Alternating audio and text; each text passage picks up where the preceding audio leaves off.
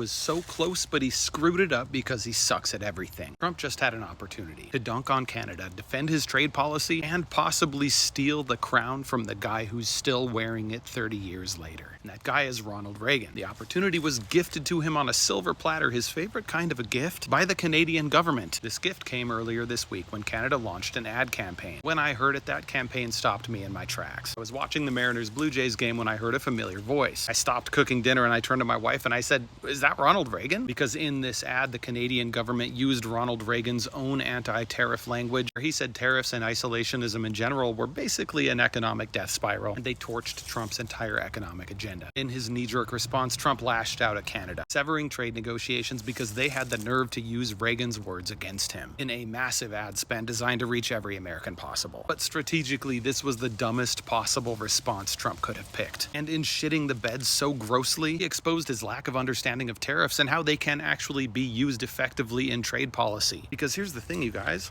Ronald Reagan was not an economic genius. In fact, most smart economists recognize that the rush to globalize the economy through the 80s and 90s, at least in terms of the working class, was maybe the most consequential series of decisions since the Great Depression. Before globalization, Americans made stuff and other Americans bought that stuff. And trade barriers helped protect our ability to grow internally. They also limited our ability to grow into external markets. This is why union workers overwhelmingly voted Democratic through the golden years of working class jobs. They were only profiting off the work, not off the profit margins, which is why the Reaganomics drive for globalization was the beginning of the end for union workers in America. Now, to be clear, I'm not pro-tariff or anti-globalization. I'm just pro-smart trade policy, which can include some protections for your most valuable industries and free trade for the areas where you can effectively compete and win. But defining and deploying a smart trade policy is difficult when your president thinks in grunts and speaks in pre-K.